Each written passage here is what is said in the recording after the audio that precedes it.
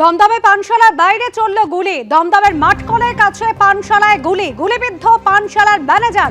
সরাসরি চলে যাব আমাদের প্রতিনিধি সমীরণ পাল এই মুহূর্তে রয়েছেন আমাদের সঙ্গে। সমীরণ, ঠিক কি কারণে গুলি চলল, কি নিয়ে বচসা ছিল দুই যুবকের মধ্যে?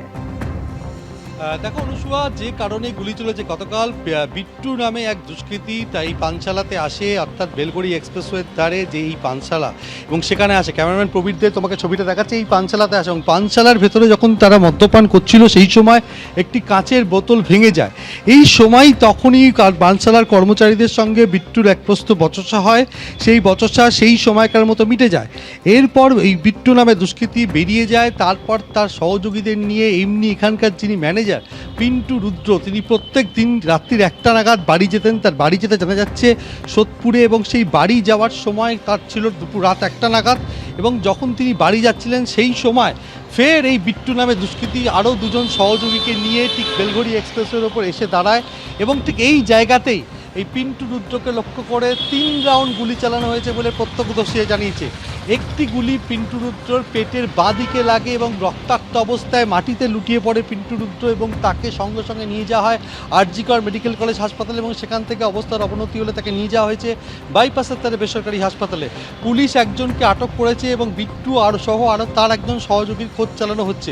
প্রাথমিকভাবে যেটা জানা যাচ্ছে যে পানশালার মধ্যে বচসা, আর এই বচসার জেরে রাত্রি 1টা নাগাদ বেলগড়ি এক্সপ্রেসের ওপর গুলি চালানোর ঘটনা ঘটেছে, অর্থাৎ বেলগড়ি এক্সপ্রেসওয়েতে শুট আউটের ঘটনা ঘটেছে। এবং এই ব্যাঙের ছাতার মতো এই চত্বরে পানশালা গজিয়ে উঠেছে। এই বেলগড়ি এক্সপ্রেসওয়ে রাত্রিবেলা সেখানে রাত 1টা নাগাদ শুট আউটের ঘটনা ঘটেছে। এখানে প্রত্যক্ষদর্শী জানাচ্ছে অন্তত 3 রাউন্ড গুলি চালানো হয়েছে। তবে পুলিশ যেটা জানাচ্ছে, একজন সহযোগীকে আটক করে জিজ্ঞাসাবাদ করা হয়েছে এবং বাকি বিট্টু সহ তার আরও এক সহযোগীর খোঁজ চালানো হচ্ছে। কিন্তু পানশালার ভেতরে শুট আউটের ঘটনায় রীতিমতো আতঙ্কিত এলাকার বাসিন্দারা। আমি কথা বলার চেষ্টা করব যে এখানকার যারা রয়েছেন তাদের সঙ্গে, যে গতকাল রাত্রিবেলা যে শুট আউটের ঘটনা ঘটলো, আপনারা তো এখানে ছিলেন, কি আওয়াজ পেলেন? আমরা আওয়াজ পাই, কি শুনলেন?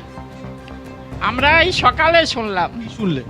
শুনলাম যে এরকম 3 রাউন্ড গুলি চলছিল। একটা গুলি অন্য ছেলেরা পেয়ে পুলিশের হাতে দিয়ে দিছে, আর একটা সিকিউরিটি গার্ডরে গুলি করতে করতে গেছে, ও সাইড হয়ে সরে গেছে, ওই গুলিটা গিয়ে ওই রুদ্র লেগে গেছে। কেন গন্ডগোল হয়েছিল? সেটা তো জানি না। অর্থাৎ তুমি যেটা শুনতে পেলে যে নিরাপত্তারক্ষীকে লক্ষ্য করে গুলি চালানোর চেষ্টা হয় এবং সেই গুলি ছুটে গিয়ে লাগে পিন্টু রুদ্রর পেটের বাঁ দিকে, এবং এক্সপ্রেসওয়েতে পানশালার সামনে এই শুট আউটের ঘটনায় রীতিমতো আতঙ্কিত এলাকার বাসিন্দারা যেটা বলছেন যে মাঝে মধ্যে এই পানশালাতে গন্ডগোল হয়, কিন্তু এরকম চরম পর্যায়ের গন্ডগোলের আগে ঘটেনি।